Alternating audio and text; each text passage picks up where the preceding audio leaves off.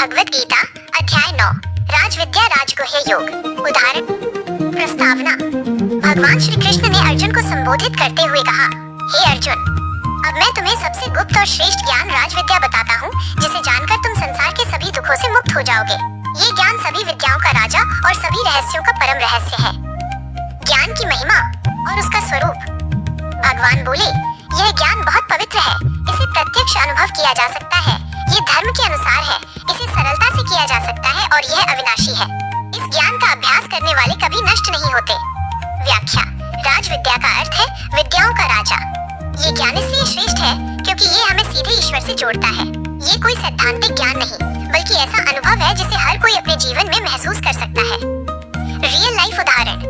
सोचो, एक वैज्ञानिक सालों तक कोई सिद्धांत पढ़ता है, लेकिन जब वह खुद प्रयोगशाला में प्रयोग करके उस सिद्धांत को सिद्ध करता है तो उसे उस ज्ञान का प्रत्यक्ष अनुभव हो जाता है। ये अनुभव ही सबसे प्रामाणिक होता है। ठीक वैसे ही ये भक्ति का ज्ञान पढ़कर नहीं, बल्कि जीवन में अभ्यास करके महसूस किया जाता है। संसार का मूल और भगवान का स्वरूप। भगवान ने कहा, ये संपूर्ण संसार मुझसे ही उत्पन्न हुआ है और मुझ में ही समाया हुआ है।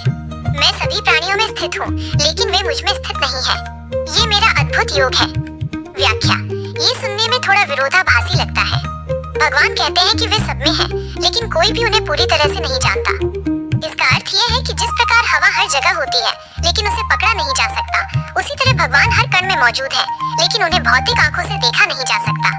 वो सब कुछ धारण करते हैं, फिर भी वे सबसे अलग और निराकार हैं। रियल लाइफ उदाहरण। जैसे एक बड़े समुद्र में अनगिनत लहरें उठती हैं और समुद्र में ही विलीन हो जाती हैं। हर लहर समुद्र का ही हिस्सा है, लेकिन लहरें खुद ये नहीं जानती कि वे समुद्र हैं।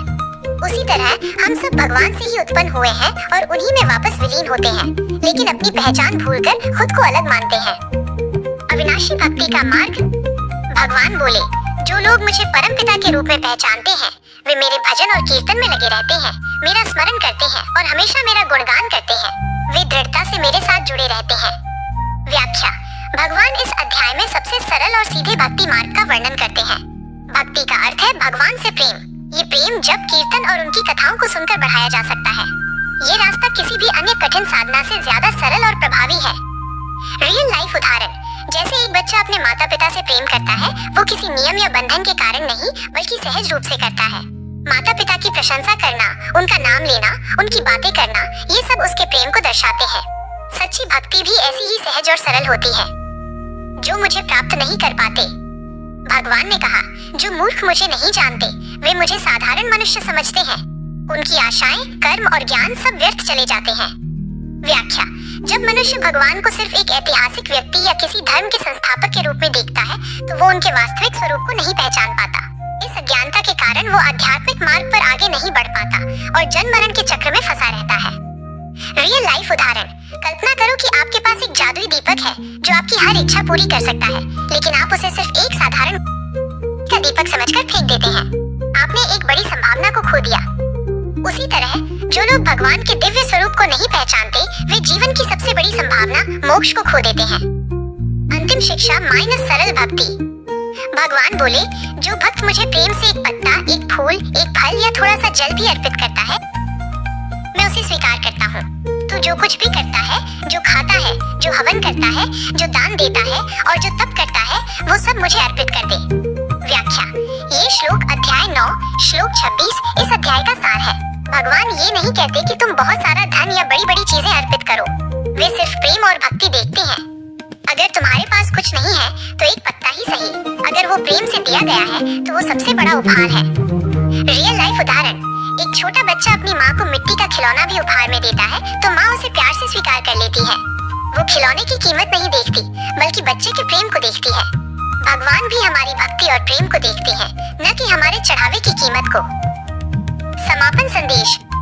इस अध्याय से हमें 3 बातें सीखनी चाहिए। 1. भगवान सर्वव्यापी है, फिर भी सबसे अलग है। 2. भक्ति का मार्ग सबसे सरल और श्रेष्ठ है। 3. हमारा हर कर्म, हर विचार और हर वस्तु भगवान को अर्पित की जा सकती है, अगर उसमें प्रेम हो। रियल लाइफ उदाहरण अंत में। जैसे कोई व्यक्ति अपनी सारी संपत्ति किसी वकील के नाम कर देता है और वो वकील उसका सारा काम देखता है, उसी तरह अगर हम अपने जीवन के सभी कर्म भगवान को समर्पित कर दें, तो वे हमारी सभी चिंताओं और दुखों का भार स्वयं उठा लेते हैं।